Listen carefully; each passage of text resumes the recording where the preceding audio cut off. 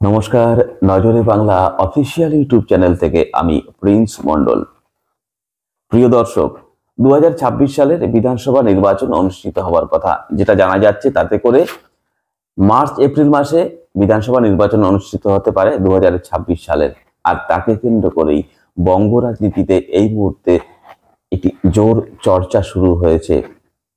সাধারণ মানুষ যারা একটু রাজনীতির খোঁজখবর রাখার চেষ্টা করেন এবং যারা রাজনীতি নিয়ে একটু চর্চা করতে ভালোবাসেন বা আলাপ আলোচনা করতে ভালোবাসেন, তারা কিন্তু ইতিমধ্যেই 2026 সালের বিধানসভা নির্বাচনকে কেন্দ্র করেই আলাপ আলোচনা শুরু করে দিয়েছেন। এই কথা তাদের মুখ থেকে উঠে আসছে। 2026 সালের বিধানসভা নির্বাচনে পশ্চিমবঙ্গের বুকে কোন রাজনৈতিক দলের অবস্থা কিরকম হতে পারে। আর শুধু সাধারণ মানুষ কেন বলবো, পশ্চিমবঙ্গের বুকে বৈদ্যুতিন সংবাদ মাধ্যম বা মেইন স্ট্রিম মিডিয়া আমরা যাই বলি না কেন, আরেকদিকে সামাজিক সংবাদ মাধ্যম বা সোশ্যাল মিডিয়া আমরা যেভাবেই দেখি না কেন, এই দুটো মিডিয়াতে কিন্তু এই 26 সালের বিধানসভা নির্বাচনকে কেন্দ্র করে চর্চা শুরু হয়ে গেছে, আলাপ আলোচনা চলছে। তাহলে শুধু সংবাদ মাধ্যম এবং সাধারণ মানুষের মধ্যে কেন আটকে থাকি? 2026 সালের বিধানসভা নির্বাচন যদি অনুষ্ঠিত হয় মার্চ এপ্রিল মাসে, তাহলে পরে আর এক বছরের অল্প কিছু বেশি সময়ে বাকি রয়েছে।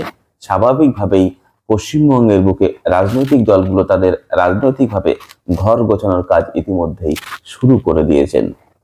প্রধান তিনটে দলের কথা যদি বলি পশ্চিমবঙ্গের বুকে, তার মধ্যে 1 নম্বরে রয়েছে এই মুহূর্তে শাসক দল তৃণমূল কংগ্রেস। তারা কিন্তু তাদের ক্ষমতায় টিকে থাকবার জন্য তারা কিন্তু তাদের রাজনৈতিক কর্মকাণ্ড ইতিমধ্যেই শুরু করে দিয়েছেন।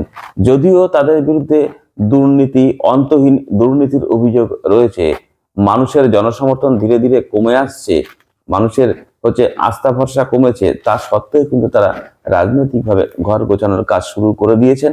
আর এই শাসক দলের বিরুদ্ধে বামপন্থীরা যে অভিযোগ বরাবর করে থাকে তা হলো গণতান্ত্রিক উপায়ে নির্বাচন করতে না পেরে তারা কিন্তু ধমক চমকের রাজনীতি, প্রলোভনের রাজনীতি এবং রাজনৈতিক সন্ত্রাস করে তারা কিন্তু ক্ষমতায় টিকে থাকতে চায়। এই অভিযোগ কিন্তু বরাবরই বামপন্থীরা করে আসছে। অন্যদিকে বামপন্থী দলের মধ্যে এই মুহূর্তে সব থেকে বড় দল পশ্চিমবঙ্গের সিপিআইএম পার্টি, তারাও কিন্তু তাদের রাজনৈতিকভাবে ঘর গোছানোর কাজ শুরু করে দিয়েছেন। জানা যাচ্ছে এই ফেব্রুয়ারি মাসেই হুগলি জেলার ডানকুনিতে তাদের রাজ্য সম্মেলন অনুষ্ঠিত হওয়ার কথা। এই রাজ্য সম্মেলন শেষ করেই তারা নির্বাচনের কাজে ঝাঁপিয়ে পড়বে, এরকমই আমরা জানতে পারছি।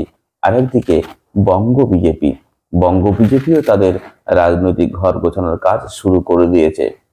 কিন্তু যেহেতু বঙ্গ বিজেপির কথা এলাম, বঙ্গ বিজেপির কথা আসার সঙ্গে সঙ্গে বেশ কিছু গুরুত্বপূর্ণ কথা আপনাদের সামনে তুলে ধরতে চাই। তা হলো এই ঘর গোছাতে গিয়ে বঙ্গ বিজেপির মধ্যে বেঁধেছে যে দুটো শিবির আছে বলে মনে করা হয়। রাজনৈতিক মহলে যে একটি প্রচার আছে, এই বঙ্গ বিজেপির দুটো শিবিরের মধ্যে তৈরি হয়েছে ফাটল, আর এই ফাটল দীর্ঘ থেকে দীর্ঘতর হচ্ছে। কেন হচ্ছে? এইটাই হচ্ছে মূল বিষয়। বঙ্গ বিজেপি ঘর গোছাতে গিয়ে তাদের সভাপতি নতুন কাউকে বসাতে চাইছেন, এরকমই চর্চা হচ্ছে। ইতিমধ্যে আদি বিজেপির একজন প্রাক্তন বিজেপির পশ্চিমবঙ্গের সভাপতি তথাগত রায়, তিনি কিন্তু ইতিমধ্যেই একটি বিষয় উস্কে দিয়েছেন। বেশ কিছুদিন আগে বঙ্গ বিজেপির সভাপতি হিসাবে তিনি শুভেন্দু অধিকারীকে দেখতে চাইছেন। এটা নিয়েই চলছিল একটি চর্চা। তখন থেকেই শুরু হয়েছিল বিজেপির মধ্যে দুটো শিবিরের ফাটল, এরকমই একটা চর্চায় উঠে এসেছে। বিজেপির একটা অংশ চাইছে শুভেন্দু অধিকারীকে সভাপতি করতে, আর একটা অংশ চাইছে আদি বিজেপি যারা তাদের কাউকে সভাপতি করতে। এখন আদি বিজেপি নব্য বিজেপি কেন এলো এই কথাটি বিজেপিতে? এই কথাটি আসার মূল কারণ হচ্ছে এই মুহূর্তে বঙ্গ বিজেপির প্রধান মুখ কে, যেটা আমরা মূলত সংবাদ মাধ্যমে দেখে থাকি বা প্রচারে আসে, তা হলো শুভেন্দু অধিকারী। আর শুভেন্দু অধিকারীকে মাত্র কয়েক বছর আগে যিনি তৃণমূল কংগ্রেসের একজন বড় নেতা ছিলেন, একজন মন্ত্রী ছিলেন, তিনি কিন্তু তৃণমূল থেকে ছেড়ে এসে বিজেপিতে এসে বিজেপির প্রধান মুখ হয়ে উঠেছে। এছাড়াও নব্য বিজেপির মধ্যে উল্লেখযোগ্যভাবে আমরা যদি দেখি, তাহলে সজল ঘোষ, যিনি এই মুহূর্তে প্রথম সারিতে রয়েছেন বলে ধারণা করা হয়, তৃণমূল থেকে আসা সজল ঘোষ এটাও জানা যায় সুকান্ত মজুমদার একটা সময় তৃণমূলের শিক্ষক সংগঠনের কোনো একটি পদে ছিলেন বলে জানা যায়। এছাড়াও যারা রয়েছেন আর একজন মুখপাত্র, তিনি হচ্ছেন চিত্র তারকা একটা সময়ের, যিনি আবার একটা সময় ছিলেন বামপন্থীদের সঙ্গে, বামপন্থী ছাত্র যুব সংগঠন করেছেন। পরবর্তীকালে তিনি তৃণমূলে গিয়েছিলেন, তৃণমূলের নেতা ছিলেন। তিনি হচ্ছেন রুদ্রনীল ঘোষ, তৃণমূল থেকে এসে বঙ্গ বিজেপির মুখপাত্র হয়েছেন। তারপরে এসছে কে জিতেন তেওয়ারি। এরা এই মুহূর্তে বিজেপির মুখ হয়ে উঠেছে। আর এরা যখন বিজেপির মুখ হয়ে উঠেছে, সেই সময় আদি বিজেপির যারা ছিল তারা কিন্তু পেছনের সারিতে চলে গেছেন বলেই ধারণা করা হচ্ছে। দেখুন, কয়েকটি উল্লেখযোগ্য নাম যদি আপনাদের বলি, যাদের আমরা বেশি আদি বিজেপি হিসাবে আমরা যাদেরকে চিনি, তিনি হলেন তথাগত রায়। এই মুহূর্তে যিনি বঙ্গ বিজেপিতে, যার কোনো গুরুত্ব নেই বলেই মনে করা হয়। আরেকদিকে রয়েছেন রাহুল সিনহা, দিলীপ ঘোষ। আর এই দিলীপ ঘোষের হাত ধরেই বঙ্গ বিজেপি যথেষ্ট শক্তিশালী হয়েছিল। দিলীপ ঘোষ, রাহুল সিনহা, সায়ন্তন বসু, রিতেশ তেওয়ারি, এরা ছিল আদি বিজেপি ধরে নেওয়া হয়।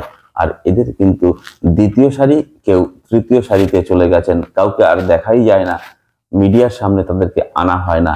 এরকম একটা অবস্থায় বঙ্গ বিজেপির মধ্যে আদি এবং নব্য এই ফাটলটা কিন্তু দীর্ঘ থেকে দীর্ঘতর হচ্ছে। যে সময় তৃণমূল বিজেপির ঘর গোছানোর কাজ, যে সময় তাদের যে ক্ষয়িষ্ণু শক্তিটাকে আবার বাড়ানোর কথা, তাদের ঘর গুছিয়ে নিয়ে নতুন করে ঝাঁপিয়ে পড়বার কথা, সেই সময় তাদের মধ্যে তৈরি হয়েছে ফাটল। এটা তো একটা গেল।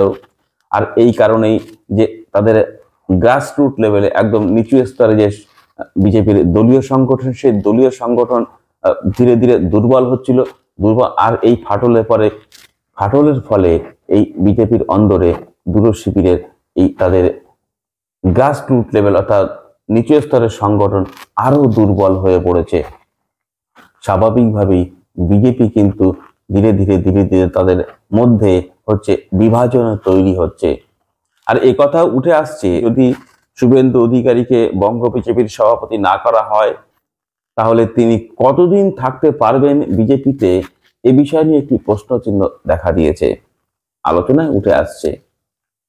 আর শুভেন্দু অধিকারীকে আদি বিজেপিটা কেন মেনে নেবে বলুন তো? শুভেন্দু অধিকারীকে মেনে না নেওয়ার যথেষ্ট কারণ আছে আদি বিজেপি যারা রয়েছেন।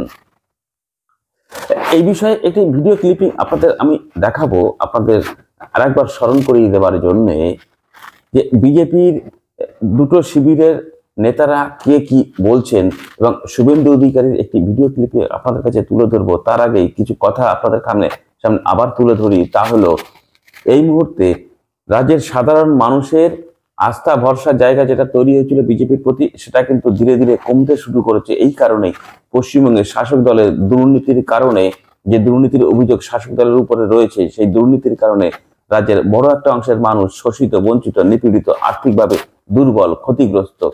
তাদেরকে নিয়ে প্রধান বিরোধী দল হিসাবে বিজেপির কিন্তু লড়াই আন্দোলন করবার কথা ছিল। কিন্তু আমরা আশ্চর্যজনকভাবে দেখলাম, বিজেপি কিন্তু এই দুর্নীতির দ্বারা ক্ষতিগ্রস্ত, শোষিত, বঞ্চিত, নিপীড়িত মানুষ এবং কর্মহীন, আর্থিকভাবে দুর্বল মানুষকে সঙ্গে নিয়ে লড়াই আন্দোলন করবার কথা ছিল। বঙ্গ বিজেপি কিন্তু সেদিকে মনোনিবেশ করতে পারেনি। তারা মনোনিবেশ করলো আরএসএস এর তৈরি করে দেওয়ার নীতি, যেটা বামপন্থীরা বলে থাকে, আরএসএস এর তৈরি করে দেওয়া নীতির উপরে দাঁড়িয়ে হিন্দুত্বের রাজনীতি করতে গিয়ে, ধর্মের রাজনীতি করতে গিয়ে তারা কিন্তু শোষিত, বঞ্চিত, নিপীড়িত মানুষের দাবি দেওয়ার কথা অবলীলায় তারা ভুলে গেলেন, নাকি অবহেলা করলেন, এই বিষয়টা নিয়ে কিন্তু একটি চর্চা শুরু হয়েছে ইতিমধ্যে।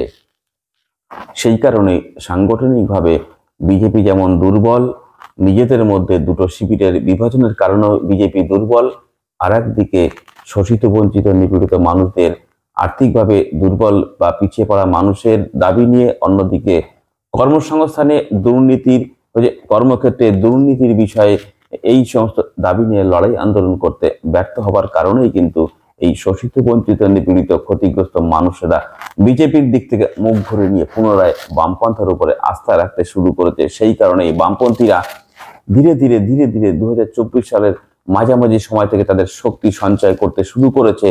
শহর ছাড়িয়ে গ্রামের দিকেও তারা ধীরে ধীরে শক্তিশালী হচ্ছে বিভিন্ন জায়গায়। এই হচ্ছে বর্তমান পশ্চিমবঙ্গের রাজনৈতিক অবস্থা। এবং 2026 সালে যদি বিধানসভা নির্বাচন অনুষ্ঠিত হয়, সেখানে দাঁড়িয়ে বিজেপির যা অবস্থা এই মুহূর্তে, তাতে করে বিজেপি কিন্তু তৃতীয় শক্তিতে রূপান্তরিত হয়ে যাওয়ার সম্ভাবনা প্রবল ভাবে দেখা দিয়েছে। অন্যদিকে বামপন্থীরা রাজনৈতিকভাবে একটি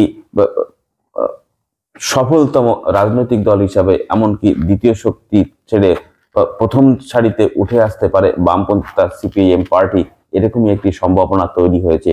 তবে এই কথাগুলো আমার নয়, এই কথাগুলো হচ্ছে রাজনৈতিক বিশ্লেষক যারা রাজনীতি নিয়ে বিষয় বিশ্লেষণ করেন, অন্যদিকে রাজনৈতিক গবেষক বা যারা রাজনীতি নিয়ে গবেষণা করেন, তাদের মুখ থেকে এ ধরনের কথা বেরিয়ে আসছে। সূত্র মারফত যা আমরা খবর পাচ্ছি, তাতে করে বিজেপি কিন্তু ধীরে ধীরে তলানির দিকে ঠেকছে। আর কেন বিজেপি তলানির দিকে ঠেকছে, এই বিষয়কে কেন্দ্র করে যেটা বলেছিলাম, দুটো তিনটে ভিডিও ক্লিপিং আপনাদের দেখাবো। আসুন আমরা এগুলো দেখতেই প্রতিবেদনটা শেষ করব। দেখা হবে আরেকটি প্রতিবেদনের সঙ্গে। ততক্ষণ ভালো থাকুন, সুস্থ থাকুন, ধন্যবাদ। সাংগঠনিক বৈঠকে তো বিরোধী দলের নেতার ডাক থাকে না সবসময়, সে তো এখন নয়, আগেও নিয়ে আসতেন না। সাংগঠনিক বৈঠকে উনি কমফর্ট ফিল করেন না, কারণ আমাদের যে সাংগঠনিক প্রক্রিয়া সেটা অনেকটা লম্বা চলে। তাকে উত্তর দিতে আমি আজকে মেদিনীপুরে ডাক্তারদের সাসপেন্ডের বিরুদ্ধে কর্মসূচিতে ছিলাম, সবাই দেখেছেন। আর আমি অর্গানাইজেশনের পোর্টফোলিও হোল্ডার নই, তা আমি বিরোধী দল নেতা, আমার কাজ সম্পর্কে সচেতন। আমি আপনার কাছে যার কথা আপনি বললেন, যিনি বলেছেন তার ব্যাখ্যা ওনাকেই দিতে হবে, আমি দিতে হবে। আব্দুল বারী সাহেব, যিনি অধীর বাবুর এমপি ল্যাড দেখতেন, তিনি আজকে তৃণমূল কংগ্রেসে যোগ দিলেন।